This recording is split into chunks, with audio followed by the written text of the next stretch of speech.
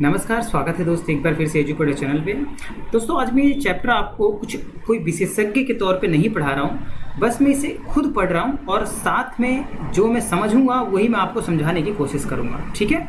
Chapter जो है class 11th में है और जियोग्राफी का चैप्टर है, चैप्टर नंबर 4 है, जिसका नाम है क्या, महासागर और महाद्वीपों का वितरण। यानी संसार में महासागर और महाद्वीप कहाँ कहाँ हैं, कैसे हैं, इनके बारे में पढ़ेंगे।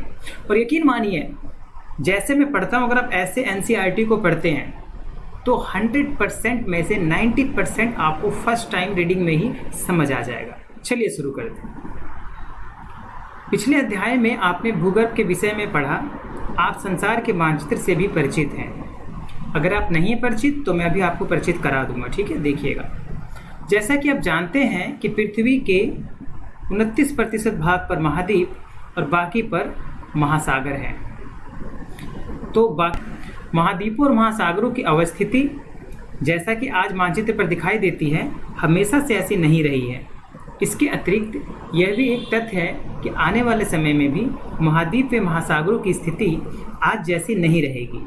अगर ऐसा है तो प्रश्न यह है कि पूरा काल में इनकी अवस्थिति कैसी थी, इनकी अवस्थिति में परिवर्तन क्यों और कैसे होता है। यदि यह सच है कि महाद्वीपों और महासागरों की अवस्थिति में परिवर्तन हुआ है और यह भी सच और हो भी रहा है, तो आप ये जानकर आश्चर्यचकित होंगे कि वैज्ञानिक यह सब कैसे जानते हैं। बिल्कुल, सवाल तो उठता ही है कि वैज्ञानिक यह सब कैसे जानते हैं। उन्होंने इन महाद्वीपों और महासागरों के पहले की इस स्थिति का निर्धारण कैसे किया होगा। यह भी एक प्रश्न है, महत्वपूर्ण प्रश्न है। इन्हीं प्रश्नों के उत्तर और इनसे संबंधित प्रश्न इस अध्याय का विषय है। तो चलिए पहले मैं आपको एक बार संसार का मैप दिखा देता हूं ताकि आप इससे वाकिफ रहें और आपको पता हो। ठीक है, तो संसार के मैप की अगर हम बात करें तो आप यहाँ पे देखेंगे ये पूरा जो महाद्वीप है, ये कौन सा महाद्वीप है, ये है अमेरिका महाद्वीप, जिसमें कनाडा और अमेरिका यूएसए है। मैक्सिको भी है इसी में। ये सेंट्रल अमेरिका कहलाता है, जिसमें मैक्सिको और क्यूबा और कुछ जो है द्वीपीय देश हैं। ठीक है, ग्वाटेमाला भी है। उसके बाद जो है कि दक्षिण अमेरिका महाद्वीप है। ये तो 2 महाद्वीप यहाँ हो गए। ये अफ्रीका महाद्वीप है, ये एशिया महाद्वीप है। ठीक है, एशिया महाद्वीप में ये इंडिया भी, ये पूरा एशिया महाद्वीप है। ये आपका यूरोप है। ओके, और फिर इधर लास्ट में ऑस्ट्रेलिया, लास्ट में नहीं, एक्चुअली सेकंड लास्ट है ये। ठीक है, नीचे आपको मिलेगा सबसे बड़ा यहाँ पे आर्कटिक। ऊपर देखिए आर्कटिक द्वीप है। यहाँ आपको अंटार्कटिका मिलेगा, लिखा नहीं है, कोई बात नहीं, अंटार्कटिका। ओके, हिंदी में भी लिख देता हूँ आपको, क्योंकि 7 महाद्वीप है तो नीचे की तरफ यहाँ पे मैप में कटा हुआ है, नीचे की तरफ आपको अंटार्कटिका मिलेगा। ठीक है, तो ये 7 महाद्वीप हैं और आई होप कि आप जो है कि इसको आपने देखा और समझा और आप परिचित भी होंगे इससे पहले। ठीक है, आगे चलिए, आगे आप पढ़ते हैं। इसको एक बार हटा देते हैं, साफ़ सुथरा कर देते हैं ताकि जो है बाद में प्रॉब्लम ना हो। ओके, आइए वापस चैप्टर पे चलते हैं। तो इन्हीं सब सवालों के हमें जवाब मिलने वाले हैं इस चैप्टर में। ओके, महाद्वीपीय प्रवाह, कॉन्टिनेंटल ड्रिफ्ट क्या है ये आइए समझते हैं। ड्रिफ्ट का मतलब होता है दूर भागना। एक बात समझिए, बच निकलना, दूर भाग जाना। ठीक है, अटलांटिक महासागरीय तटरेखा की आकृति को ध्यान से देखें। क्या कहा इसने, अटलांटिक महासागरीय तटरेखा की आकृति को ध्यान से देखें। ठीक है, इस महासागर के दोनों तरफ की तटरेखा में आश्चर्यजनक सममिति, सिमेट्री है। इसी समानता के कारण बहुत से वैज्ञानिकों ने दक्षिणी व उत्तरी अमेरिका तथा यूरोप व अफ्रीका के एक साथ जुड़े होने की संभावना को व्यक्त किया है। विज्ञान के इतिहास के ज्ञात अभिलेखों से पता चलता है कि सन 1596 में एक डच मानचित्रवेत्ता अब्राहम आर्टेसियस ने सर्वप्रथम इस संभावना को व्यक्त किया था। ठीक है, उसके बाद एंटोनियो पेलेग्रिनी ने एक मानचित्र बनाया जिसमें तीनों महाद्वीप इकट्ठा करके दिखाए गए। जर्मन मौसमविद अल्फ्रेड वेगनर, महत्वपूर्ण नाम है, याद रखिएगा, महाद्वीप विस्थापन सिद्धांत, ये इनकी थ्योरी है इसलिए मैंने बोला महत्वपूर्ण है, सन 1912 में प्रस्तावित किया। यह सिद्धांत महाद्वीप एवं महासागरों के वितरण से संबंधित है, वही जो हम अभी पढ़ रहे हैं, नीचे पढ़ेंगे इसके बारे में विस्तार से। ठीक है, आइए पहले मैप पे नज़र डालेंगे जो इसने कहा है उसके बारे में। क्या कहा है जी, आइए जरा इससे बात बता दूं मैं आपको, शायद आपको वैसे बेटा समझना है पहली बार। और क्षमा चाहता हूँ, मैं बेटा बेटा बोलता रहता हूँ क्योंकि बच्चों को पढ़ाता हूँ तो इसीलिए मुंह से ऐसा निकल जाता है, लेकिन मैं कोशिश करूँगा कि मैं ऐसी भाषा का उपयोग ना करूँ। देखिए, बात की गई है अटलांटिक महासागर की। ये है अटलांटिक महासागर, ध्यान से देखिए जरा।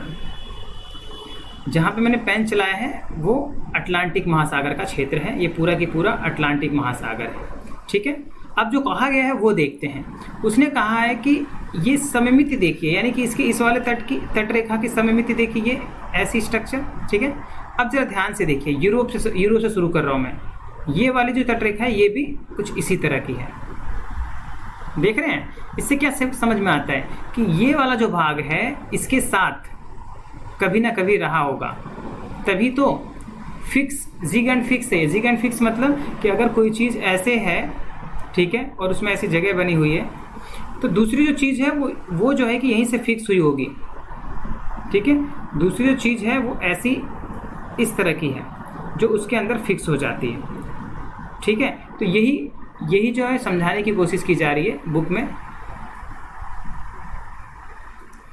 कि दोनों को ध्यान से देखने पे पता चलता है कि दोनों कभी ना कभी किसी एक ही हिस्से के भाग रहे हों, ठीक है। तो वही चीज़ यहाँ पर बोली गई है। चलिए आगे पढ़ते हैं।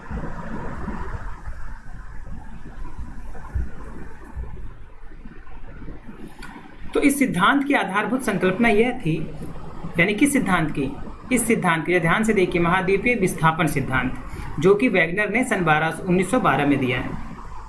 इस सिद्धांत की आधारभूत संकल्पना यह थी कि सभी महाद्वीप एक अकेले भूखंड में जुड़े हुए थे। वैगनर के अनुसार आज के सभी महाद्वीप इस भूखंड के भाग थे तथा यह एक महासागर से घिरा हुआ था। उन्होंने इस बड़े महाद्वीप को पेंजिया, उसने इस बड़े महाद्वीप को पेंजिया का नाम दिया। क्या नाम दिया जी? पेंजिया का नाम।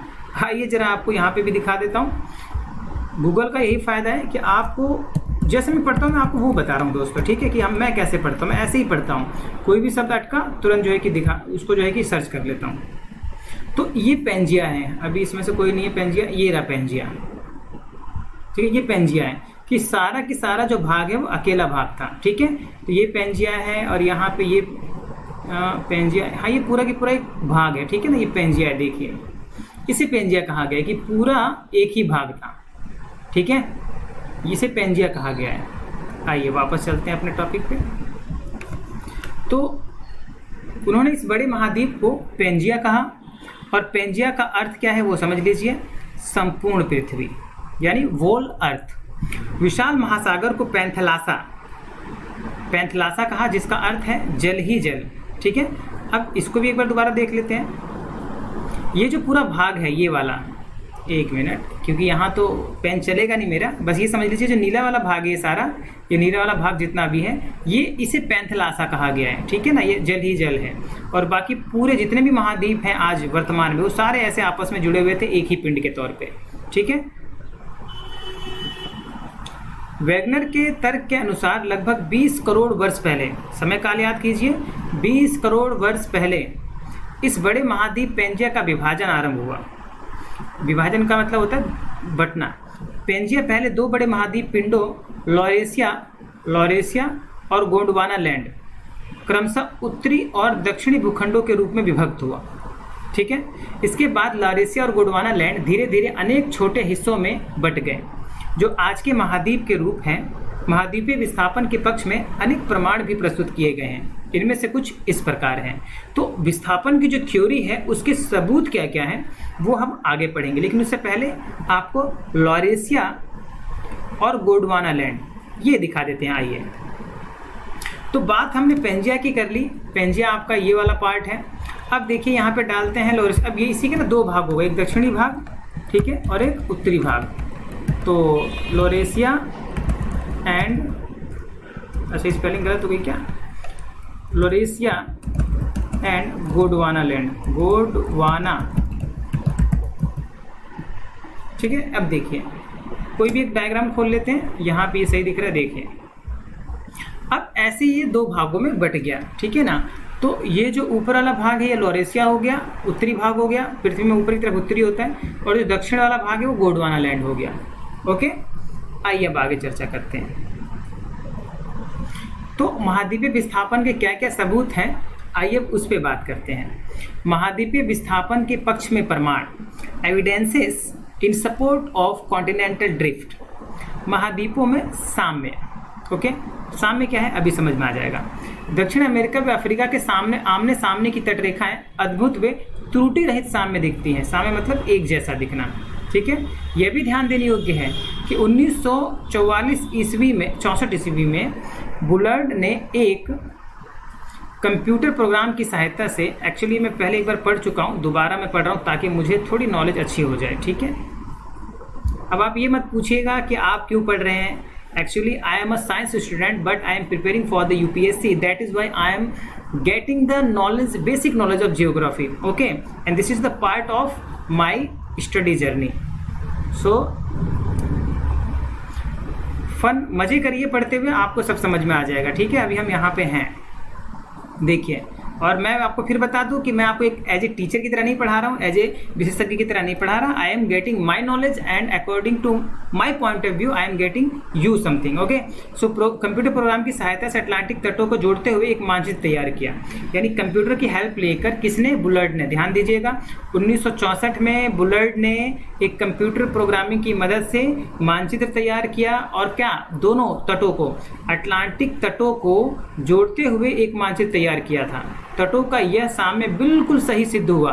साम्य बिठाने की यह कोशिश आज की तटरेखा की अपेक्षा 1000 फैदम की गहराई की तटरेखा के साथ की गई, ठीक है। फैदम जो है गहराई नापी जाती है समुद्र की। आइए किसकी बात हो रही है वो समझा दें आपको। इसी की बात हो रही है जो मैंने आपको यहाँ समझाया कि कंप्यूटर की मदद से इनको जो है कि एक साथ जोड़ा गया और देखा गया, बिल्कुल फिट बैठते थे। ये जिग एंड सॉ प्रोसेस को फॉलो करते हैं। ध्यान से देखिए, जैसे जैसे ये घूमता है वैसे वैसे ये भी घूमता है, ठीक है। ये जैसे जैसे ये ऊपर की तरफ जाता है वैसे वैसे ये भी जो है कि ऐसे जाता है। तो अटलांटिक महासागर की ये जो अफ्रीका और ये अमेरिका की साइड की, यानी कि ये अमेरिका, पूरा अमेरिका महाद्वीप है ना, दक्षिण और उत्तरी अमेरिका, और जो यूरोप और अफ्रीका वाली ये जो तटरेखा है बिल्कुल एक समान है। इसी की बात है। तो ये इन्होंने प्रैक्टिकली इसको निकाला, ठीक है ना, प्रैक्टिकली इसको जो है करके देखा कंप्यूटर प्रोग्रामिंग में। ओके, तो एक तो ये हो गई बात। आइए दूसरे टॉपिक को लेते हैं, इसी में दूसरे पॉइंट को। महासागरों के पार चट्टानों की आयु में समानता। महासागरों के पार का मतलब है इस पार भी और उस पार भी, ठीक है। पढ़ते हैं। आधुनिक समय में विकसित की गई रेडियोमेट्रिक काल, याद रखिएगा 4 तरीके होते हैं सेडिमेंटेशन। अब चलिए उस पर डिस्कशन नहीं करेंगे अभी, सिंपल सी बात है, इसी में जो लिखा है वही पढ़ते हैं। रेडियोमेट्रिक काल विधि से महासागरों के पार महाद्वीप की चट्टानों के निर्माण के समय को सरलता से जाना जा सकता है। ये प्रोसेस है, ठीक है, भूगोलिक काल का पता लगाने का, समय का। लगभग 200 करोड़ वर्ष प्राचीन शैल समूहों की एक पट्टी ब्राजील तट और पश्चिमी अफ्रीका के तट पर मिलती है, जो आपस में मेल खाती है। दक्षिणी अमेरिका व अफ्रीका की तटरेखा, ध्यान से सुनिए, दक्षिणी अमेरिका और अफ्रीका की तटरेखा के साथ पाए जाने वाले आरंभिक समुद्री निक्षेप जुरैसिक काल के हैं। इससे यह पता चलता है कि इस समय से पहले महासागर की उपस्थिति वहां नहीं थी। अब ये क्या बताया गया, जब देखिए 200 करोड़ साल वाला पहले समझते हैं। 200 करोड़ साल पहले जो ब्राजील और पश्चिमी अफ्रीका के तट पर, आइए जरा इस पर आपको दिखाता हूँ मैं। अगर आप ध्यान से देखोगे, इसे अब हटा देते हैं एक बार। अगर आप ध्यान से देखोगे तो आपको पता चलेगा कि अच्छा ये ज़्यादा विजिबल नहीं है, इसमें देखते हैं। ब्राज़ील वाला, ये ब्राज़ील हो गया, ब्राज़ील है पूरा, ठीक है, ये ब्राज़ील है, ओके। ये क्या है, ये पूरा ब्राज़ील है, ठीक है। और ये पश्चिमी अफ्रीका का द्वीप है, पश्चिमी अफ्रीका। आप खुद देखिए ज़रा, अगर मैं इसको लाके यहाँ पे फिट कर दूँ तो ये पूरा फिट हो जाएगा, ठीक है। अगर हम इसको लाके यहाँ फिट करें तो बिल्कुल सेम टू सेम फिट हो जाएगा। तो ये बताया जा रहा है कि इस तरफ जो चट्टान थी और जो इस तरफ चट्टान थी, इनकी तरफ, ये पश्चिमी अफ्रीका की तरफ, वो दोनों एक ही कंपोजिशन की थी, यानी उनकी जो संरचनात्मक बनावट है, जो तत्व हैं उनमें, वो सेम थे। तो ये कैसे पॉसिबल है कि 200 करोड़ साल पहले की, ठीक है, चट्टानों में, 200 करोड़ साल पहले की चट्टानों में एक ही तत्व, मतलब एक जो 200 करोड़ साल पहले चट्टान थी वो एक ही जगह थी, और वही चट्टान टूटकर आधी इधर रह गई और उसका कुछ भाग इस तरफ चला गया। तो इसीलिए दोनों की कंपोजिशन एक जैसी है, ऐसा इससे समझ में आता है। ठीक है, इस थ्योरी से समझ में आता है। ओके, आइए वापस आते हैं। तो एक तो ये बात होगी कि चट्टानों की आयु की समानता, एक ये हो गया आपका। ठीक है, चट्टानों की आयु की समानता, एक तो इससे हमें मिल जाता है जो है कि सबूत।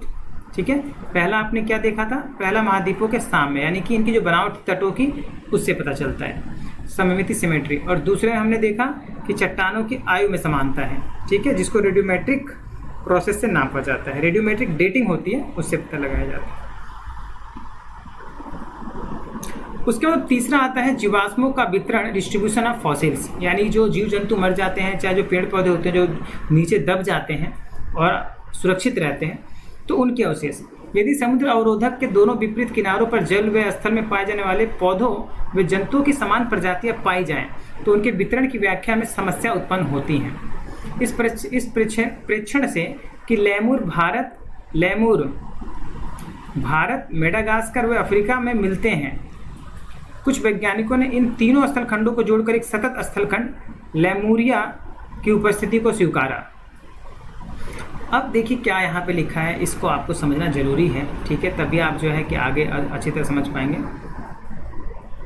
लेमूर भारत, मेडागास्कर और अफ्रीका में मिलते हैं। अब लेमूर क्या है, आइए आपको गूगल पे दिखा देता हूँ। मेरे हिसाब से चूहे जैसे जानवर हैं ये। ठीक है, ये पेन इसी पे है, इसलिए मार्क ये काम नहीं कर रहा।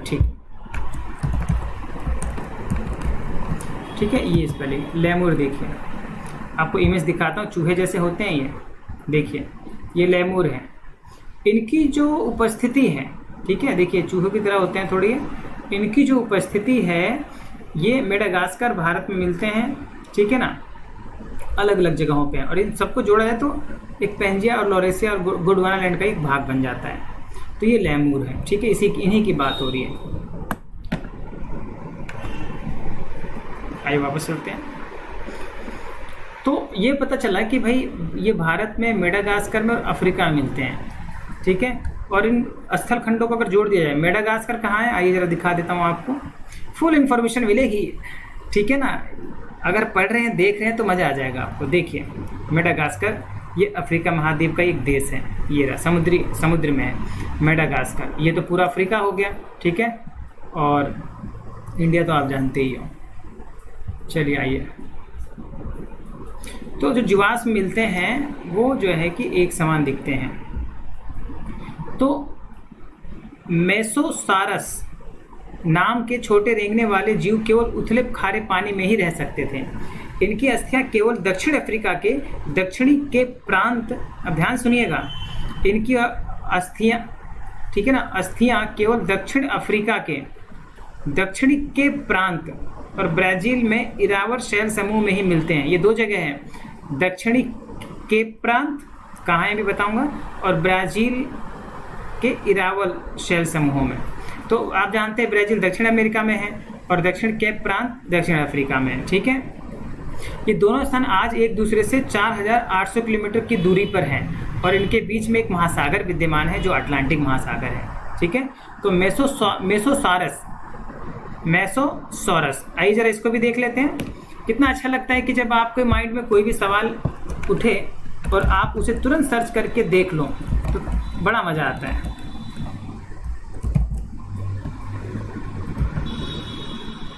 देखिए ये खारे पानी में पाए जाने वाला, ठीक है, जीव है। इसके देखिए जीवाश्म मिले हैं दोनों जगह, ब्राज़ील वाले पार्ट में भी और दक्षिण अफ्रीका केप प्रांत में भी। देख रहे हैं आप,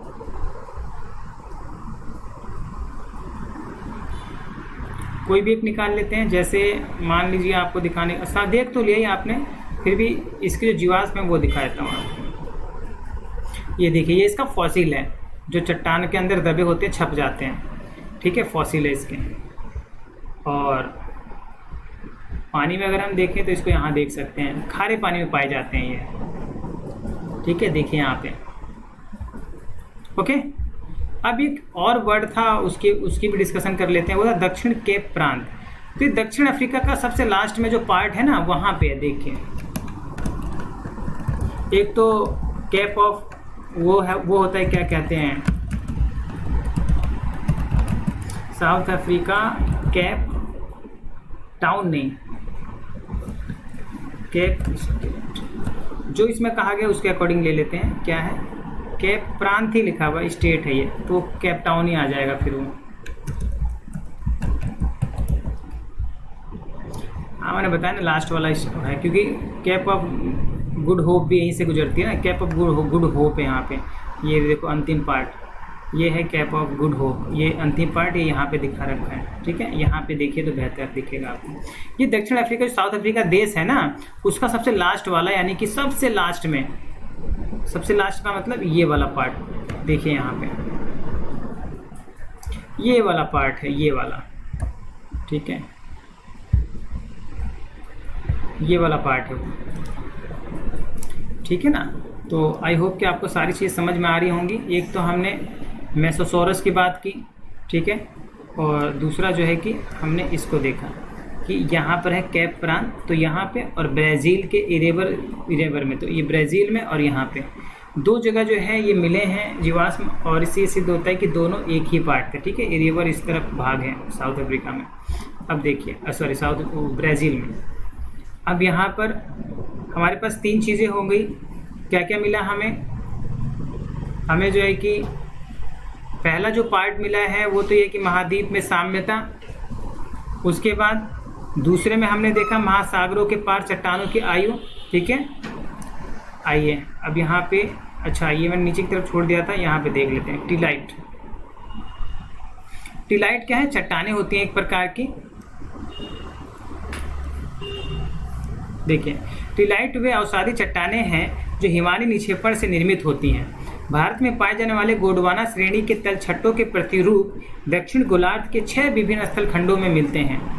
गोंडवाना श्रेणी के आधार तल में घने टिलाइट हैं जो विस्तृत व लंबे समय तक हिमावरण या हिमाच्छादन की ओर इंगित करते हैं। इसी क्रम के प्रतिरूप भारत के अतिरिक्त अफ्रीका, अब देखिए भारत में तो है इसके अवशेष, और कहाँ मिलते हैं, अफ्रीका में फाकलैंड द्वीप पर, मेडागास्कर में, अंटार्कटिक में और ऑस्ट्रेलिया में।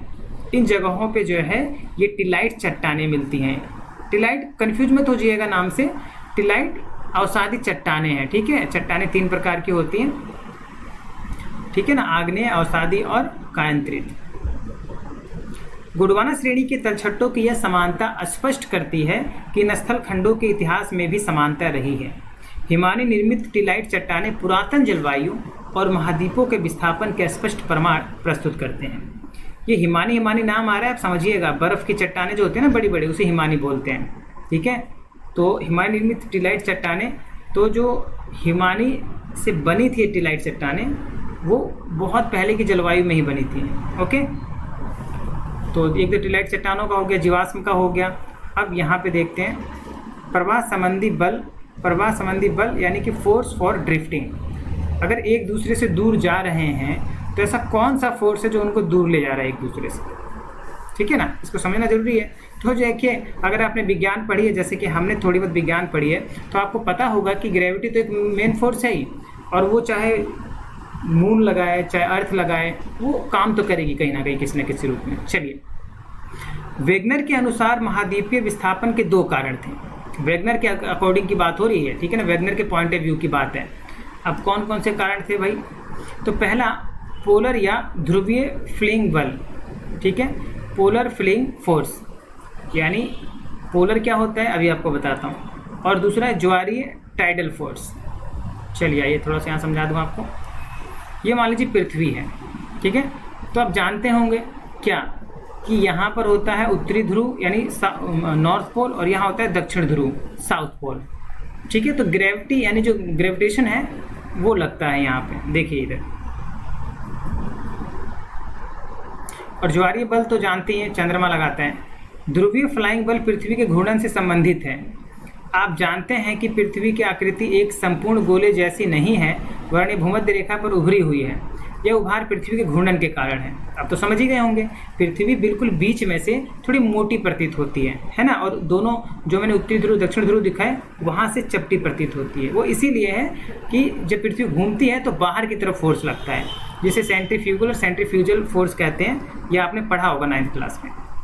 यह उभार पृथ्वी के घूर्णन के कारण है। दूसरा बल, ये तो पहले बल की बात हो गई, किसकी, पोलर या ध्रुवीय वो किस लिए है? इसकी पृथ्वी के घूर्णन के कारण। अब याद करिए, पृथ्वी के घूर्णन के कारण पहला फोर्स काम करता है, ध्रुवीय फील्डिंग बल। दूसरा बल जो वैगनर महोदय ने सुझाया वो ज्वारीय बल है। वो तो जानते हैं आप, चंद्रमा लगाता है, जो सूर्य व चंद्रमा के आकर्षण से संबद्ध है। बिल्कुल, सूर्य भी लगाता है, तभी तो हम चारों तरफ घूम रहे हैं उसके, जिससे महासागरों में ज्वार पैदा होते हैं। ज्वार समझते हैं ना?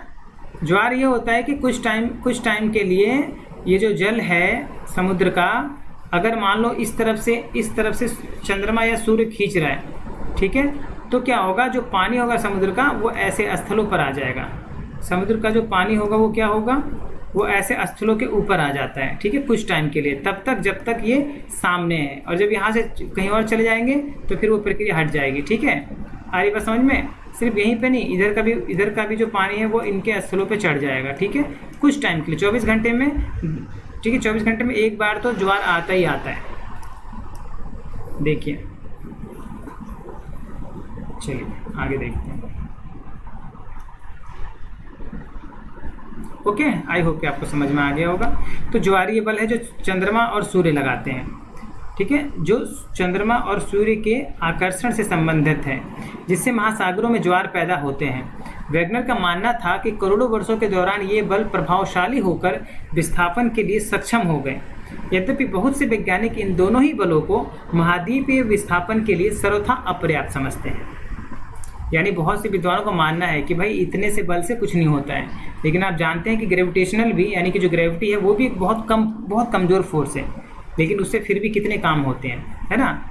देखिए, अब संवहन धारा सिद्धांत जो अगला टॉपिक है, अगला जो सबूत है, कन्वेंशनल करंट थ्योरी। अब ये क्या कहती है? अभी हमने अलग अलग थ्योरी पढ़ ली, अब ये क्या कहती है ये देखिए। 1930 के दशक में आर्थर होम्स ने मेंटल भाग में संवहन धाराओं के प्रभाव की संभावना व्यक्त की। मेंटल भाग में, कहाँ पे जी? मेंटल भाग में संवहन धाराओं के प्रवाह के, ठीक है, संवहन धाराओं के प्रवाह की संभावना व्यक्त की। अब ये भी आपको समझना होगा, अभी समझाता हूँ। ये धाराएं रेडियो एक्टिव तत्वों से उत्पन्न ताप भिन्नता से मेंटल भाग में उत्पन्न होती है। होम्स ने तर्क दिया कि पूरे मेंटल भाग में इस प्रकार की धाराओं का तंत्र विद्यमान है। यह उन प्रवाह बलों की व्याख्या प्रस्तुत करने का प्रयास था जिसके आधार पर समकालीन वैज्ञानिकों ने महाद्वीपीय विस्थापन सिद्धांत को नकार दिया। लिखा है कि पूरे मेंटल भाग में इस प्रकार की धाराओं का तंत्र विद्यमान है। किस प्रकार की धाराओं का जी? ये धारा रेडियो एक्टिव तत्वों से उत्पन्न ताप भिन्नता से मेंटल भाग में उत्पन्न होती है। बताया भी कैसे उत्पन्न होती है। तो चलिए आइए, संवहन धारा की बात जब हो रही है तो इसके बारे में थोड़ा बता देता हूँ आपको। आप सभी जानते हैं कि जो पृथ्वी है ये क्या है भाई? देखिए, इसके 3 भाग होते हैं। बने रहिए एंड तक, बड़ा मज़ा आने वाला है आपको। अगर ढंग से पढ़ेंगे, सुनेंगे, देखेंगे तो बहुत मज़ा आने वाला है। देखिए, आप सभी जानते हैं कि पृथ्वी के 3 भाग हैं। एक तो हो गया ऊपर वाला भूपर्पटी, ठीक है, एक ऊपर वाला भूपर्पटी हो गया, फिर एक हो गया आपका अंदर वाला क्रोड, और एक बीच वाला मध्यम भाग, ठीक है ना। ये ऊपरी मेंटल हो गया और ये निचला मेंटल हो गया, ठीक है। तो ये जो भाग हैं बीच वाले, पूरी पृथ्वी इस भाग में क्या है? पिघली हुई है, थोड़ी पिघली हुई। कैसी है? पिघली हुई है। और वो पिघला हुआ जो कंटेंट है, जो मटेरियल है, ठीक है, सियाल है, सियाल तो ऊपर हो गया। सियाल मतलब सिलिकॉन और एल्यूमिनियम। सीमा मतलब सिलिकॉन, मैग्नीशियम, ये वाला जो पार्ट है, और इसमें कई तरह के तत्व भी होते हैं। तो बीच वाला जो भाग है जो गला हुआ है, उसमें रेडियो एक्टिविटी के कारण जो एनर्जी उत्पन्न होती है उसकी वजह से, अब क्योंकि गला हुआ भाग है तो भाई इधर उधर भी जो मटेरियल है वो इधर उधर हो गई। तो जब इधर उधर होगा तो उससे क्या होता है? उससे गति उत्पन्न होती है। जब गति उत्पन्न होती है तो उसके ऊपर अगर कोई चीज़ है तो वो भी फिसलेगी, इधर उधर जाएगी। तो इसी के तथ्य पर इन्होंने इसको नकार दिया था। किसको? ज्वारीय वाले सिद्धांत को, ठीक है ना, उसी के आधार पर। और ऐसा सच में है, पृथ्वी के अंदर मेंटल पिघला हुआ, ये सही बात है, जिसके आधार पर समकालीन वैज्ञानिकों ने महाद्वीपीय विस्थापन सिद्धांत को नकार दिया। ठीक है, महाद्वीपीय विस्थापन सिद्धांत हमने देखा ना ऊपर, उसको नकार दिया। ओके, आइए एक चीज़ तो हमने यहाँ छोड़ दी थी, प्लेसर निक्षेप देख लेते हैं। ओह बहुत बहुत इंपॉर्टेंट है, अभी दिखाऊंगा आपको, मजा आ जाएगा, देखिएगा। घाना तट पर सोने के बड़े निक्षेपों की उपस्थिति व उद्गम चट्टानों की अनुपस्थिति एक आश्चर्यजनक तथ्य है। सोना युक्त सिराएं, गोल्ड बियरिंग वेन्स। घाना तट की बात हो रही है, यानी अफ्रीका का एक देश है जो कि पश्चिमी तट की तरफ है, पश्चिमी तट पर मौजूद है, ठीक है। तो घाना तट पर सोने के बड़े निक्षेपों की उपस्थिति है, और किस रूप में? सोना युक्त सिराएं, नलियों के रूप में, नसों के रूप में ब्राज़ील में पाई जाती हैं। अब देखिए, घाना के तट पर भी हैं और वही चीज़ ब्राज़ील साउथ अमेरिका में भी मिल रही है। अतः यह स्पष्ट है कि घाना में मिलने वाले सोने के निक्षेप ब्राज़ील पठार से उस समय निकले होंगे जब ये दोनों महाद्वीप एक दूसरे से जुड़े थे। हो आइए, बहुत इंटरेस्टिंग हो गया ये तो। आइए देखिए, बिल्कुल समझाता हूँ आपको, मज़ा आ जाएगा, क्योंकि मैं भी पहली बार ही समझ रहा हूँ। देखिए, ये जो देश है, यहाँ थोड़ा बड़ा करता हूँ, घाना दिखाता हूँ आपको। ये छोटा सा एक देश है हमारा यहाँ पे अफ्रीका का, और थोड़ा सा बड़ा कर देते हैं, देखिएगा। इसी के बीच में कहीं छोटा, ये रहा घाना लिखा हुआ है, ये घाना है, ठीक है। इस कलर से नहीं दिख रहा है, ये घाना है, ओके, घाना देश है, दिख गया होगा आपको आई थिंक, ठीक है। तो घाना में जो सोने की वेन्स हैं, गोल्ड वेन्स हैं, वही जो है ब्राज़ील में भी मिली है, ठीक है। और आइए ज़रा देख लेते हैं गोल्ड वेन्स क्या होती है। बड़े मज़ेदार चीज़ है ये, आप भी देखोगे तो कहोगे अरे वाह, सोना ऐसे मिलता है। Gold veins, gold bearing veins, देखिए ये है सोना, चट्टानों में सोना ऐसे मिलता है, ये वेन्स, ये नसें हैं। और आप देखोगे, ये देखो, ये दिखाता हूँ आपको, ये क्या है? ये है पहाड़ का टुकड़ा, पत्थर का, और सोना इसके अंदर भरा हुआ है, देखिए, ठीक है। तो इसे हम बोलते हैं गोल्ड वेन्स। यहाँ भी इस वाली फ़ोटो को भी आप देखोगे, देखिए सोना ऐसे भरा हुआ है चट्टानों के अंदर। और यहाँ भी देख सकते हो आप, ये दिखा रहा है आपको कैसे कैसे हैं, ठीक है, ये भी देख सकते हैं आप। तो ये सारी गोल्ड वेन्स हैं, ठीक है, यानी कि सोना युक्त सिराएँ हैं। इन सिराओं के रूप में सोना मिलता है, इसी बोलते हैं प्लेसर निक्षेप। क्या बोलते हैं? प्लेसर निक्षेप। और इसमें ज़्यादा कुछ नहीं करना है, सोना तो प्योर होता है, आप जानते ही हैं। बस हथौड़ा मारो, पत्थर तोड़ो, सोना निकालो, घर ले आओ। लेकिन आप जानते हैं कि सरकारों का इस पर नियंत्रण होता है, और हम जैसे लोग इसको नहीं ला सकते, नहीं छू सकते, ठीक है ना। आई बात समझ में? ये देखिए, ये तो आयरन का लग रहा है, किसी और मटेरियल का है। तो सोना इस रूप में पाया जाता है। यहाँ भी देखेंगे थोड़ा, ये देखिए कैसे है, यहाँ भी देख सकते हो आप, वेन से, ठीक है ना, ये तोड़ फोड़ की गई है।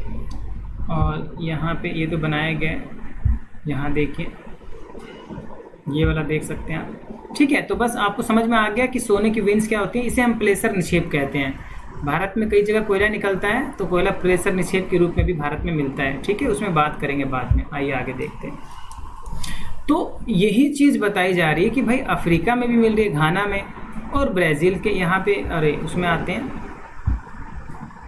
यहाँ पे देखिए जो हमने अभी बात की कि जो प्लेसर निक्षेप है, कहाँ गया जी, इधर आइए ना, ज़्यादा ऊपर चले गए क्या, यहाँ पे, सॉरी, ज़्यादा बड़ा कर दिया इसलिए ऐसा दिख रहा है। देखिए कहाँ कहाँ पे, घाना के तट पर भी हैं और ब्राज़ील में भी पाई जाती हैं। तो ब्राज़ील कहाँ पे है? अगर आप ध्यान से देखो, ऊपर चलते हैं मैप के पास, अगर आप ध्यान से देखो तो भाई घाना यहाँ पे मैंने आपको दिखाई दिया, ब्राज़ील के इसी भाग में, यानी इसी के समांतर मान लीजिए, इसी के समानांतर मान लीजिए, इस क्षेत्र में, ठीक है, ब्राज़ील में भी जो है सोने के निक्षेप इसी रूप में मिलते हैं, ठीक है। चलिए वापस चलते हैं अपनी कॉपी पे, थोड़ा छोटा कर लेते हैं ताकि प्रॉब्लम ना हो। तो अब आपने देखा प्लेसर निक्षेप कितने अट्रैक्टिव हैं। और ऊपर हम ये पढ़ ही चुके हैं कि भाई जीवाश्मों का वितरण हमने पढ़ लिया, प्रवास संबंधी बल हमने पढ़ लिया जो सूर्य, चंद्रमा और पृथ्वी के ध्रुवों पर है। संवहन धाराएं पढ़ ली जो मेंटल पिघलने की वजह से, ठीक है, मेंटल जो पिघला हुआ है उसकी वजह से ये धाराएं उत्पन्न होती हैं पृथ्वी की भूपर्पटी के नीचे मेंटल में, ओके। चलिए अब हम पढ़ेंगे क्या, महासागरीय अधस्थल का मानचित्रण। ये भी बड़ा इंटरेस्टिंग है और इसमें भी बड़ा मज़ा आने वाला है। देखिए इंजॉय करके पढ़ेंगे तो पढ़ाई आपको कठिन नहीं लगेगी, बहुत आनंदपूर्ण लगेगी। देखिए महासागरीय अधस्थल का मानचित्रण, mapping of the ocean floor. पूरा चैप्टर कवर करेंगे, जब तक चैप्टर होगा नहीं तब तक छोड़ेंगे नहीं। एक कहावत है दशरथ मांझी की, जब तक तोड़ेंगे नहीं तब तक छोड़ेंगे नहीं। तो ठीक वैसे ही जब तक चैप्टर खत्म नहीं करेंगे तब तक यहाँ से जाएंगे नहीं, बने रहिए। महासागरीय अधस्थल का मानचित्रण, mapping of the ocean floor. अब ये क्या कह रहा है आपसे, ये कह रहा है कि समुद्र के नीचे जो तट है ना, समुद्र के नीचे जो तल है उसका, उसकी मैपिंग की जा रही है, उसके बारे में अब हम पढ़ेंगे। ठीक है, तो आइए पहले इसका एक चित्र दिखाता हूँ ताकि आपकी जो पढ़ाई है इंटरेस्टिंग बन जाए। और वो क्या है, वो है, देखिए इसे हम क्या लिखेंगे, ओशियन फ्लोर लिख देते हैं, आ जाएगा। देखिए ये ओशियन फ्लोर है और ये तो ओशियन फ्लोर आ रहा है, ये हमें नहीं चाहिए। ठीक है ना, 1 मिनट में बताता हूँ। Ocean continental floor, ocean continental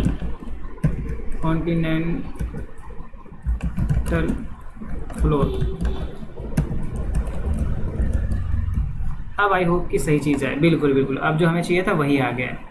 ठीक है, तो समुद्र के अंदर ऐसी संरचनाएं होती हैं। देखिए ऊपर समुद्र है, कोई भी एक हम ओपन कर लेते हैं, जैसे यही मान लीजिए हमने ओपन कर लिया, इसी को ले लेते हैं। तो आप देखोगे कि देखिए हम रहते हैं इस वाले क्षेत्र में और ये समुद्र के नीचे ये इसके फ्लोर है, इसकी फर्श है।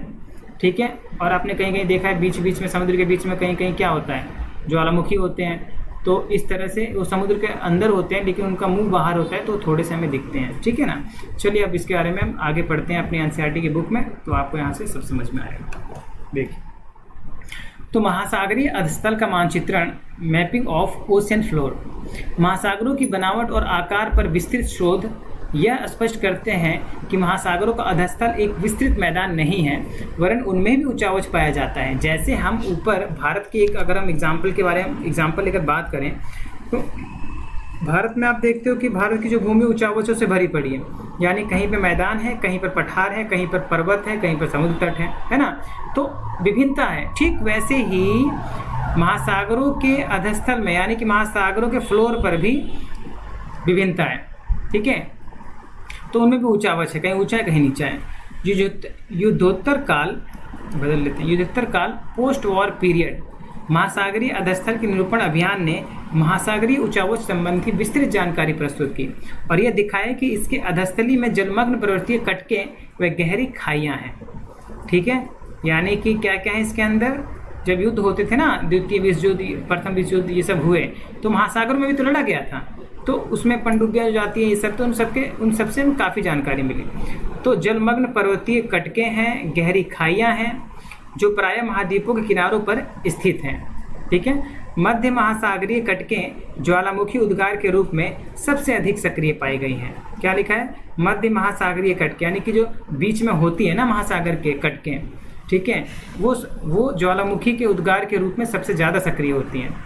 महासागरीय परपटी की चट्टानों के काल निर्धारण डेटिंग ने तथ्य स्पष्ट कर दिया है कि महासागरों के नीतल की चट्टानें महाद्वीपीय भागों में पाई जाने वाली चट्टानों की अपेक्षा नवीन है, यानी बाद में बनी है।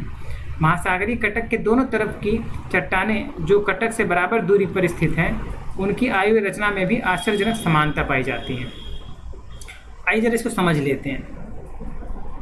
देखिए, तो ये तो हो गया समुद्र तल। ठीक है, और ये ज़मीन का भाग हो गया, ये वाला ज़मीन का भाग हो गया, ये तो पर्वत हो गए ऊँचे। उसके बाद से ये हमारी हो गई समुद्र तल की आसपास की जगह। ठीक है, जो समुद्र तल है उसके आसपास की। फिर ढाल, यानी कि नीचे की तरफ आ रहे हैं महासागर में। ठीक है, तो ये औसत गहराई ये मान ली गई है। ठीक है, कि इस तरह से है। अब महासागरीय बेसिन, यानी जहाँ तक फैला हुआ है और गंभीरतम सबसे गहराई का महासागर है। तो इसमें आप देख रहे हो कि ऊंच नीच हो रही है काफ़ी, ऊपर नीचे जो है कि पहले ऊपर फिर और नीचे फिर और नीचे। ठीक है, ऐसा जो है कि पार्ट बन रहा है। ओके, इसे थोड़ा साफ करते हैं ताकि समझ में आए आपको। देखिए, अब यहाँ पर अगर हम देखें, यहाँ पे पढ़ते चलते हैं तो आपको पता चलेगा। ये भाग है महाद्वीपीय सीमा, गहरे समुद्री बेसिन और मध्य सागरीय कटक, यानी कि 3 भागों में बांटा गया है अधस्थल को। जो महासागर की गहराई है, ये महासागर का जो फ्लोर है, जो अधस्थल है उसको। ठीक है, तो यहाँ पर देख लीजिए आप, नाम यहाँ पढ़ लीजिएगा, महाद्वीपीय सीमा। तो महाद्वीपीय सीमा तो आप देख ही रहे हैं, ये वाली जो है पार्ट, ठीक है। उसके बाद से क्या दे रखा है, समुद्री बेसिन, गहरी समुद्री बेसिन तो आप देख ही रहे हैं, ये वाला भाग है ना। और ये जो पार्ट है कटक वाला आपको ये जो मैंने अभी दिखाया ना, ये एक तरह से कटक है, हिंदी मैंने लिखा है। देखिए अभी मैं यहाँ पे आपको दिखाता हूँ, हिंदी में भी लिख देता हूँ क्योंकि हमारे पास सारी सुविधाएं हैं। आइए, अपनी पढ़ाई को अगर अच्छी तरह करना है तो सारी सुविधाओं का योगदान लेना जरूरी है। देखिए हम लिख देते हैं महासागरीय कटक, तो आपके सामने महासागरीय कटक भी आ जाएगी, समुद्र के अंदर जो होती है, ठीक है, जहाँ से लावा निकला होता है। इसमें कोई अच्छा डायग्राम आपको दिखाते हैं जिसमें आपको समझ में आ जाए।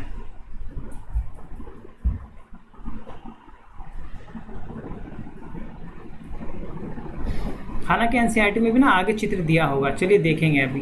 बस अभी ये समझ लीजिए कि कटक का मतलब होता है बीच में से एक पार्ट होता है और वहाँ से ज्वालामुखी के रूप में नई चट्टानें, लावा निकला होता है और नई चट्टानें बनी होती है। चलिए ऊपर वाला पार्ट ही सही लग रहा है मुझे, ये वाला भाग ही मुझे सही लग रहा है कि आप समझ सकते हैं इससे, ठीक है। इसे रिज कहते हैं इंग्लिश में। तो यहाँ पे आप देखिए इधर भी, अरे कहाँ चला गया, और इधर भी, दोनों तरफ जो है कि इसका मटेरियल बिखर जाता है। और एनसीईआरटी में भी देख लेते हैं, आगे मेरे ख्याल से फ़ोटो दे रखी है, यहाँ पे देखोगे ना आप, यहाँ पे नीचे इसमें वो पार्ट नहीं दिखाया। चलिए कोई बात नहीं, पहले मुझे बड़ी दिक्कत होती थी समझने में, लेकिन जब से एक आध बार मैंने पढ़ लिया, अब देखिए पढ़ के समझ रहा हूँ, मैं आपको पहले बता दूँ, ठीक है। तो 3 भागों में समुद्र के तल को बांटा गया, ये भी आपको समझ में आ गया होगा। ये आपके 3 भाग याद कर लीजिए, महाद्वीपीय सीमा, गहरे समुद्री बेसिन और मध्य सागरीय कटक, बिल्कुल जैसे अटलांटिक महासागर है। अच्छा चलिए याद आगे बताता हूँ आपको। अब जरा यहाँ देखिए, अटलांटिक महासागर है ना, है या नहीं है? अगर ध्यान से देखिएगा, अब जो दिखा रहा हूँ, कलर चेंज कर लेते हैं 1 मिनट ताकि दिखे। हाँ, अटलांटिक महासागर में जो कटक है वो बिल्कुल ऐसे है। देखिए जैसे मैं यहाँ पे लाइन खींच रहा हूँ ना, ये इस तरीके से, देखिए आपको दिख भी रही होगी बीच में, ये जो दिख रही है, ये वाला जो पार्ट है ये कटक है। यानी यहाँ पे ज्वालामुखी हैं और इन ज्वालामुखी के उद्गार से इस तरफ और इस तरफ, दोनों तरफ जो है कि लावा निकल के नई चट्टानें बनी है समुद्र के अंदर ही, ठीक है ना। तो ये महासागरीय मध्य कटक है, यानी कि बिल्कुल महासागर के बीचों बीच में ये निकल कर आई है, ठीक है।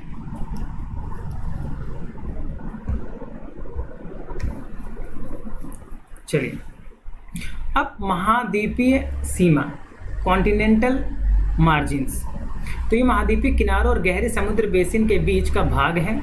इसमें महाद्वीपीय मग्न तट यानी जो डूबे हुए तट हैं, महाद्वीपीय ढाल, महाद्वीपीय उभार और गहरी महासागरीय खाइयाँ आदि शामिल हैं, ठीक है। तो महाद्वीप के आसपास की बात हो रही है। महासागर में महाद्वीपों के वितरण को समझने के लिए गहरी महासागरीय खाइयों के क्षेत्र विशेष महत्वपूर्ण और रोचक हैं। ये जो हमने डायग्राम देखा ना यहाँ पे, यहीं पे तो बात हो रही है, ठीक है। समुद्री ढाल इसकी बात हो रही है, ठीक है। और महाद्वीपीय ये जो गहराई है, औसत गहराई तो ये है, और इसकी बात हो रही है, गंभीरता जो गहराई है इसकी बात हो रही है कि इंटरेस्टिंग बता रहा है इसको। अब बात करेंगे वित्तीय मैदान अबाइसल प्लेन्स की। महासागरों व महाद्वीपों के वितरण को समझने के लिए गहरी महासागरीय खाइयों क्षेत्र महत्वपूर्ण है। अब देखिए, एक्चुअली ऐसा लगा मुझे जैसे भूकंप आ गया कुछ टाइम के लिए, मुझे महसूस हुआ, हो सकता है भ्रम हो मेरा। चलिए आगे बढ़ते हैं। अगर सच में आया है तो आज 21 जून है, अभी थोड़ी देर में न्यूज़ देख लेंगे, दिल्ली में ऐसे भूकंप आते रहते हैं छोटे मोटे। ये विस्तृत मैदान महाद्वीपीय तटों व मध्य महासागरीय कटकों के बीच पाए जाते हैं। अब देखिए क्या लिखा है, वित्तीय मैदान यानी अबाइसल प्लेन्स कहाँ पाए जाते हैं? विस्तृत मैदान महाद्वीपीय तटों में मध्य महासागरीय कटकों के बीच पाए जाते हैं। जो मैंने अभी आपको दिखाया ना अटलांटिक महासागर में, ये जो मैंने आपको यहाँ पर दिखलाया है, ये दिखाया है, इसकी बात हो रही है। बिल्कुल मैदान पाए जाते हैं इस तरफ और इस तरफ, ठीक है। वो जो लावा है ना, उसी से उनका निर्माण होता है, जरूरी नहीं कि उसी से निर्माण हो रहा है, उसके बगल का भी तो क्षेत्र होगा, ये ठीक है। तो अब वित्तीय मैदान वह क्षेत्र है जहां महाद्वीपों से बहाकर लाए गए अवसाद इनके तटों से दूर निक्षेपित होते हैं। मध्य सागरीय कटक। अब देखिए बात आ गई मिड ओशियन रीजेस, जो मैंने अभी आपको बता दिया है अटलांटिक महासागर एग्जाम्पल लेके, वही चीज़ चाहिए। मध्य सागरीय कटक आपस में जुड़े हुए पर्वतों की एक श्रृंखला बनाती है। महासागरीय जल में डूबी हुई यह पृथ्वी के धरातल पर पाई जाने वाली संभवतः सबसे लंबी पर्वत श्रृंखला है। आप समझ में आई बात? यानी कि इस क्षेत्र में जो मैंने आपको दिखाया, लावा मैग्मा से पूरा एक पर्वत बन गया। और आपको बता दूं कि पृथ्वी पर जो भी पर्वत बने हैं वो मैग्मा लावा से ही बने हैं। इन कटकों के मध्यवर्ती शिखर पर एक रिफ्ट, एक प्रभाजक पठार और इसकी लंबाई के साथ साथ पार्श्वमंडल इसकी विशेषता है। रिफ्ट क्या होता है? एक तरह का जैसे ऐसे अलग होने वाला क्षेत्र होता है, यहाँ पे जो दरार होती है उसे रिफ्ट कह सकते हो आप।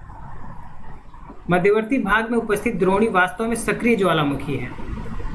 पिछले अध्याय में मध्य सागरीय ज्वालामुखी के रूप में ऐसे ज्वालामुखियों की जानकारी दी गई है।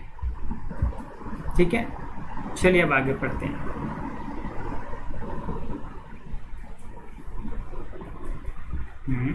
हम क्या पढ़ रहे थे अब तक? यही पढ़ रहे थे, ठीक है। हमने यहाँ पे अंडरलाइन नहीं किया था, लेकिन सही है। अब बात करते हैं भूकंप पे ज्वालामुखियों का वितरण, distribution of earthquakes and volcanoes. यानी जो संसार में भूकंप आते हैं, ज्वालामुखियों का जो वितरण है, ज्वालामुखी कहाँ का है उसकी बात हो रही है। तो भूकंपीय गतिविधि में ज्वालामुखी वितरण का दिए गए मानचित्र 4.5 अ और ब में अध्ययन करें।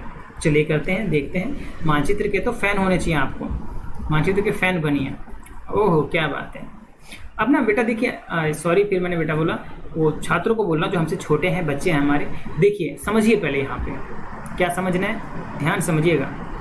अगर आप जानते हो, आप तो जानते हो पृथ्वी गोल है, और अभी जो हम मानचित्र देख रहे थे ना, उसमें आप ये वाला पार्ट भूल जाओ।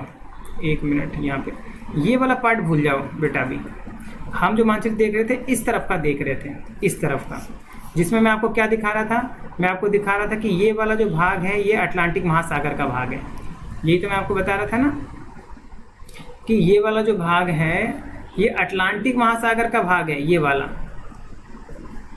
ठीक है, ये पृथ्वी गोल है तो इसीलिए प्रशांत महासागर है ये वाला भाग। आइए अब इसको समझते हैं। ठीक है, थोड़ा आगे जाएंगे तो आपको पता है दिक्कत हो सकती है थोड़ी समझने में, लेकिन कोशिश करिएगा समझने की, क्योंकि पृथ्वी गोल है तो आपको पता है कि घूम के चाहे हम ऐसे जाएं तो भी रसिया आ जाएगा, ऐसे जाएंगे तो भी रसिया आ जाएगा, चाइना आ जाएगा।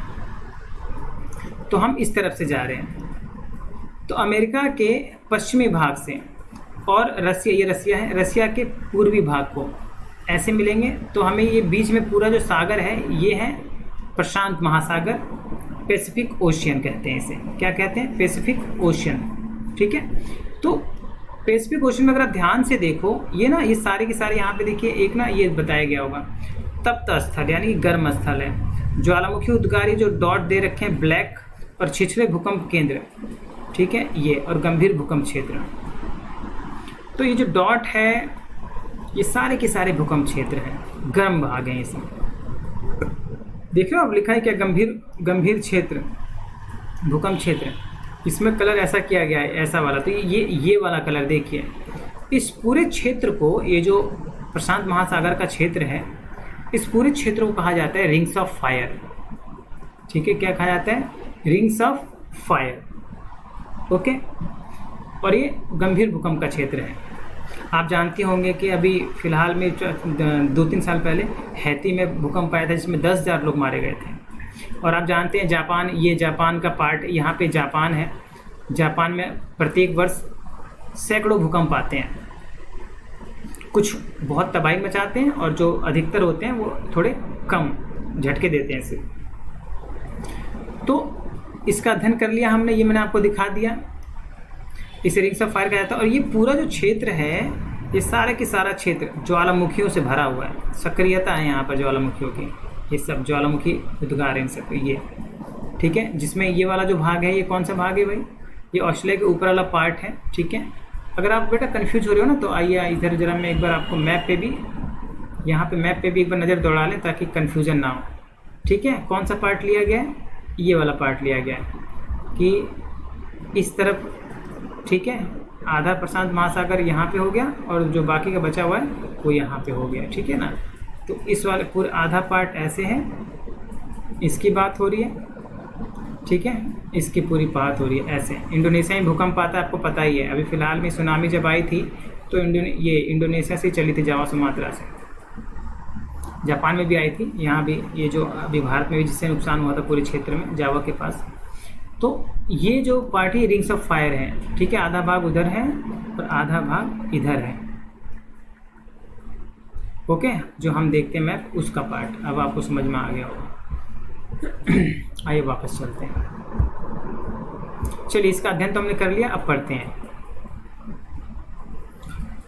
आप अटलांटिक महासागर के मध्यवर्ती भाग में तट रेखा के लगभग समानांतर एक बिंदु रेखा देखोगे, यह आगे हिंद महासागर तक जाती है। भारतीय उपमहाद्वीप के थोड़ा दक्षिण में यह दो भागों में बढ़ जाती है, जिसकी एक शाखा पूर्व अफ्रीका की ओर चली जाती है और दूसरी म्यांमार से होती हुई न्यू गिनी पर एक ऐसी ही रेखा से मिल जाती है, ठीक है। आइए जरा दोबारा देख लेते हैं। तो एक तो इसने बात की अटलांटिक महासागर वाली, ये वाले पार्ट देखिए, अटलांटिक महासागर के बीचों बीच जा रही है और ये हिंद महासागर में आ गई, यहाँ पे ये हिंद महासागर है ये पूरा, ठीक है ना, ये पूरा हिंद महासागर है। तो दो भागों में बट गई, एक तो इस तरफ चली गई दक्षिण अमेरिका में और एक इस तरफ चली गई हिंद महासागर में, जो ये मेडागास्कर आपको दिख रहा है ना, ठीक है, इस तरफ चली गई। तो इसी में बता रहा है कि दो भागों में बट गई है। इधर देखिए हिंद महासागर में वही ऐसे आ रही है, ठीक है, ये इंडिया, यहाँ पे ये वाला पार्ट इंडिया का है, ठीक है। और अटलांटिक महासागर का ये वाली लाइन जो यहाँ से ऐसे आ रही है, यही वो पार्ट है यहाँ पर, ठीक है। न्यू गिनी पर एक ऐसी रेखा से मिल जाती है। आप यहाँ पाएंगे कि यह बिंदु रेखा मध्य सागरीय कटकों के समरूप है। मध्य सागरीय मतलब सागर के बिल्कुल बीचों बीच है। जैसे देखो अटलांटिक महासागर में हमने देखा बिल्कुल बीचों बीच है ना, फिर प्रशांत महासागर में भी देखा ये वाला जो क्षेत्र है ये बिल्कुल ऐसे बीचों बीच है, ठीक है।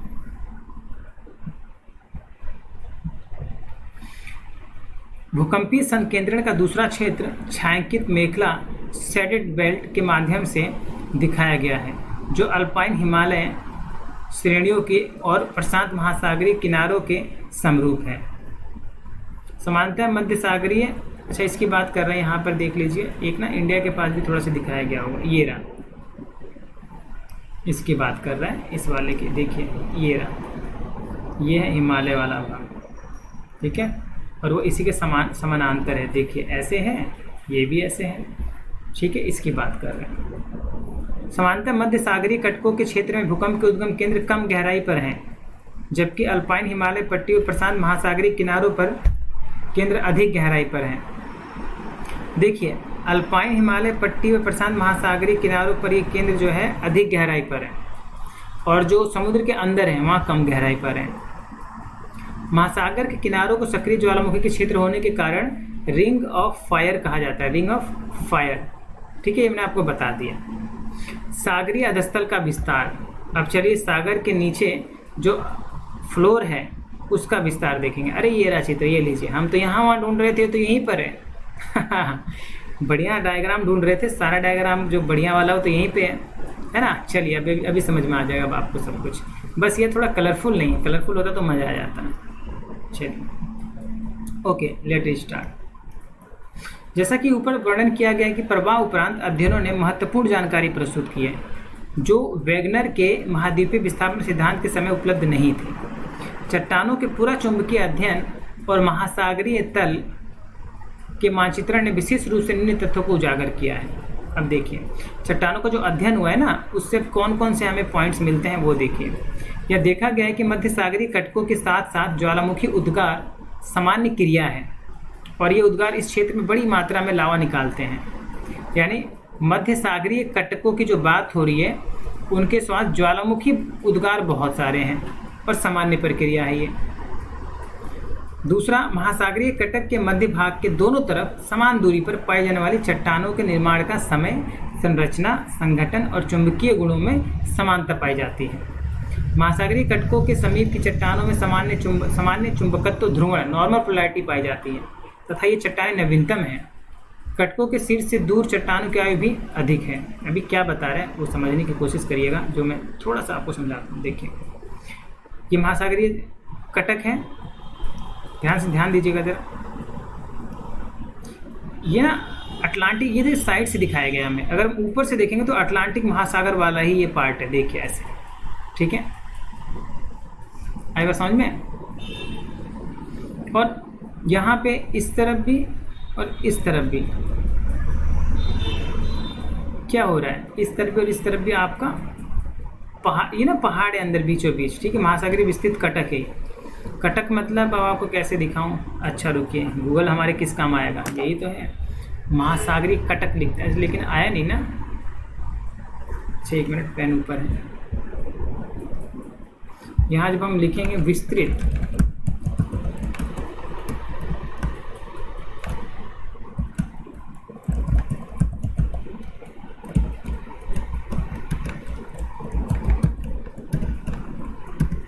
विस्तृत महासागरीय कटक, आई होप कि अब आना चाहिए, नहीं तो इंग्लिश में लिखेंगे तब तो आएगा ही आएगा।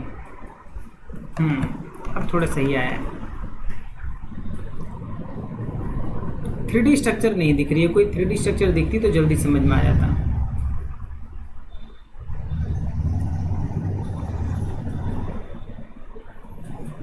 इसमें कोई डायग्राम अवेलेबल नहीं है, हमें अपने सोर्स पे ही डिपेंड रहना पड़ेगा। चलिए, कभी कभी गूगल भी धोखा देता है, चलिए कोई बात नहीं, हम अपने डायग्राम पे चलते हैं वापस। देखिए यहाँ पे तो जो मैं समझाने का कोशिश कर रहा था वो यही है, ओके। और ये क्या लिखा है, महाद्वीपीय पटल और महासागरीय पटल। अब इसे कैसे समझोगे, ये बड़ी समस्या हो जाती है ना। तो जरा ध्यान से देखिएगा, कोई बड़ी समस्या नहीं है, एक टॉपिक है, टॉपिक के एक पॉइंट है। देखिए, अब अगर कोई वस्तु, मान लीजिए कोई वस्तु है और एक दूसरी वस्तु है, इस दूसरी वस्तु पे बस वायु का प्रेशर है, किसका, वायु का, और कोई दबा के वायु नहीं लगा रहा है, नॉर्मल वातावरण की वायु का प्रेशर है, और इस वस्तु पे जल का प्रेशर है, ठीक है, समुद्र के जल का। तो अब आप मुझे बताइए दोनों में से किसका घनत्व ज़्यादा होगा। घनत्व का मतलब होता है कि जिसके कण पास पास हों। अगर मैं किसी चीज़ को दबाऊंगा तो उसके कण पास पास आ जाएंगे, है ना, तो घनत्व ज़्यादा कहलाएगा, और अगर नहीं दबाऊंगा तो दूर दूर रहेंगे, तो उसका घनत्व कम होगा। तो इसीलिए सागर के, यानी महासागर के अंदर जो प्लेटें होती हैं, क्योंकि सब जो है प्लेटों पर निर्भर है, तो महासागर के अंदर जो प्लेटें होती हैं उनका जो घनत्व है वो अधिक होता है। इनका जो घनत्व है वो अधिक है महासागरीय प्लेट का, और जो महाद्वीप है, ये महाद्वीपीय प्लेट है जिस पे हम रहते हैं, इनका घनत्व कम होता है, ठीक है। महासागरीय प्लेट का घनत्व अधिक होता है और इसका कम होता है। तो यही कारण है कि ये नीचे की तरफ चली जाती है, महाद्वीपीय प्लेट के नीचे की तरफ जाती है, क्योंकि भारी होती है, घनत्व ज़्यादा होता है, तो ये इसके नीचे चली जाती है। किसके, महाद्वीपीय प्लेट की। ये महाद्वीपीय प्लेट है जो ऊपर की तरफ आ गई है, और ये उसके नीचे की तरफ चली गई है। रीजन क्या है मैंने आपको बता दिया, ठीक है, ध्यान रखिएगा इस बात का। आइए अब आगे अध्ययन करते हैं। तो एक तो ये बात हो गई।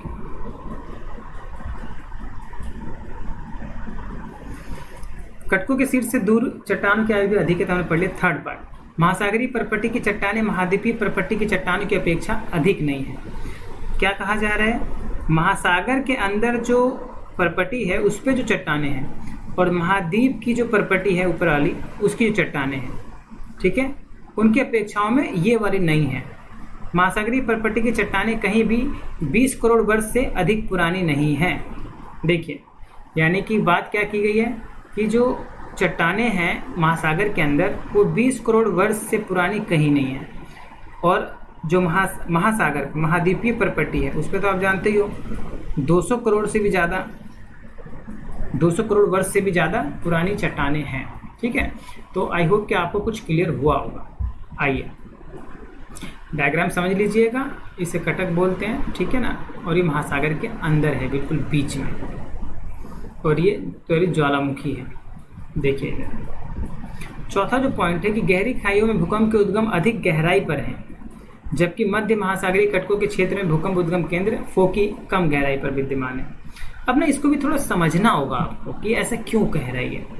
ये कह रहा है कि भाई जो बीच में महासागर के भूकंप क्षेत्र हैं, ज्वालामुखी हैं, वो तो कम गहराई पर है यहाँ पर ये वाले, और ये वाले अधिक गहराई पर हैं। उसका कारण ये है कि ये जो प्लेटें नीचे जा रही हैं, ठीक है, उसकी वजह से ऐसा हो रहा है। ठीक है, जो तप्त मटेरियल है वो भी नीचे चला गया ज़्यादा। देखिए अगर आप ध्यान से देखें, यहाँ पर ऐसे लगा लीजिए, यहाँ पर आप देखो यहीं पर है तप्त मटेरियल मैग्मा लावा, और यहाँ पर क्या है, नीचे है काफ़ी। तो इसीलिए ये कम गहराई पर होती हैं महाद्वीपीय प्लेटों, यानी किनारों पर जो होती हैं, और ये ज़्यादा गहराई पर होती है, ये कम गहराई पर होती हैं, इसलिए ऐसा है। बाकी अगर ये सब जो प्लेटें हैं इसके बारे में अध्ययन करना है तो अलग से वीडियो बन जाएगी, लेकिन मैं अपने हिसाब से काम करूँगा, यानी कि आपको नहीं, जैसे आपको तो ज्ञान दे ही रहा हूँ, लेकिन अपने ज्ञान को पहले बढ़ाने की कोशिश करूँगा। ठीक है, देखिए तो अब बात हो रही है इन तथ्यों और मध्य महासागरीय कटकों के दोनों तरफ की चट्टानों के चुंबकीय गुणों के विश्लेषण के आधार पर हैस ने, अब ये इनका नाम याद रखिएगा हैस का, सन 1961 में एक परिकल्पना प्रस्तुत की, एक थ्योरी दी, और क्या दी कि भाई सागरीय अधस्थल विस्तार यानी सी फ्लोर स्प्रेडिंग के नाम से जाना जाता है। ये जो इन्होंने बताया है उस थ्योरी को। हैस ने क्या कहा, हैस के तर्कानुसार महासागरीय कटकों के शीर्ष पर लगातार ज्वालामुखी उद्भेदन से महासागरीय परपटी में विभेदन हुआ और नया लावा इस दरार को भरकर महासागरीय परपटी के दोनों तरफ धकेल रहा है। बिल्कुल सही बात है। इस प्रकार महासागरीय अधस्थल का विस्तार हो रहा है। महासागरीय परपटी का अपेक्षाकृत नवीनतम होना और उसके साथ ही एक महासागर में विस्तार से दूसरे महासागर के न सिकुड़ने पर हैस ने महासागरीय परपटी के क्षेपण की बात कही। हैस के अनुसार यदि ज्वालामुखी परपटी से नई परपटी का निर्माण होता है तो दूसरी तरफ महासागरीय गर्तों में इसका विनाश भी होता है। चित्र 4.3 सागरीय तल विस्तार की भूतल संकल्पना को दिखाया गया है। 4.3 देखते हैं, ये वाली बात बता रहे हैं कि अगर बन रहा है ना तो ये जो चट्टानें हैं इसका विनाश भी हो रहा है। ठीक है, और यही कारण है कि ऊंचाई बढ़ नहीं रही है, ऊंचाई कांस्टेंट बनी रहती है। ये लावा यहाँ से निकलता है, इधर फैल जाता है, इधर फैल जाता है, और ये जो है कि क्षेत्र बन गया है महासागर के बीच में, समुद्र, गहरे समुद्र के बीच में। ठीक है ना, ये कटक की बात हो रही है। और आइए जरा इसकी बात भी कर लेते हैं। तो अब आप देखिए यहाँ पे डायग्राम अगर ध्यान से देखें तो आप अंदाज़ा लगा पाएंगे कि क्या स्थिति रही होगी। 5400 लाख वर्ष पहले महासागरों की बनावट ऐसी थी। ठीक है, फिर 4200 लाख वर्ष पहले ऐसी हुई, फिर उसके बाद से 3000 लाख वर्ष पूर्व ऐसी रही, फिर 1200 लाख वर्ष पूर्व ऐसी रही, और वर्तमान में आप देख ही रहे हो कैसी है, वर्तमान में ऐसी है। ये महासागर है, अफ्रीका हो गया आपका, है ना, ये सब तो पता ही है। तो ये सब प्लेटों के नाम यहाँ पे बता रही है। जो नंबर दिया है ना, ये आपको इसीलिए दिया है कि नंबर 1 अफ्रीका है। देखिए ढूंढे, इसमें अफ्रीका कहाँ है, यहाँ पे है। अगर हम सब में ढूंढे, इसमें अफ्रीका यहाँ पे है, इसमें अफ्रीका यहाँ पे है, इसमें अफ्रीका यहाँ पे है, इसमें अफ्रीका यहाँ पे है। ठीक है, और फिर अंत में अफ्रीका यहाँ पे बना, है ना। तो इस तरह से आप अगर ध्यान से देखोगे तो सब कुछ आपको पता चल जाएगा कि पिछले 5400 लाख वर्ष पहले से लेकर वर्तमान समय तक कैसे ये प्लेटें एक दूसरे से दूर गई हैं और किस प्रकार से इनका विभाजन हुआ है, किधर किधर ये जाके कहाँ कहाँ पहुँच के आज वर्तमान में कहाँ है। तो यही बताई जा रही है बात कि वर्तमान में, जैसा हमने शुरू में बिल्कुल भूमिका में, पृष्ठभूमि में डिस्कशन किया था कि जैसी आज है वैसी ही सदा रहेगी, ऐसा नहीं है। भविष्य में ये बदलेगी और बदल रही है। और जहाँ तक मेरी नॉलेज है तो 1 सेंटीमीटर शायद 1 वर्ष में या 2 वर्ष में पृथ्वी दूर जाए, मतलब ये जो है प्लेटें सरक रही है उधर। ठीक है ना, स्थिति जो है बदलती रहती है। चलिए आइए आगे चलते हैं। इसे ध्यान से पढ़ लीजिएगा नंबर डाल के। अगर मैं भारत ढूंढूँ इसमें तो भारत कहाँ है, भारत देखिए, भारत कहाँ है, भारत का नंबर है नंबर 5। और जरा पहले पे देखिए, पहले इंडिया कहाँ था, यहाँ पे।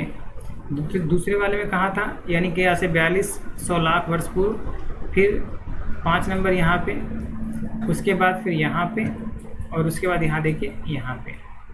तो इस तरीके से स्थितियाँ बदलती रहती हैं। ठीक है ना, आइए आगे पढ़ते हैं। तो ये तो खैर बात हो गई महासागरीय। अब आगे चलिए अगला टॉपिक देखते हैं क्या है।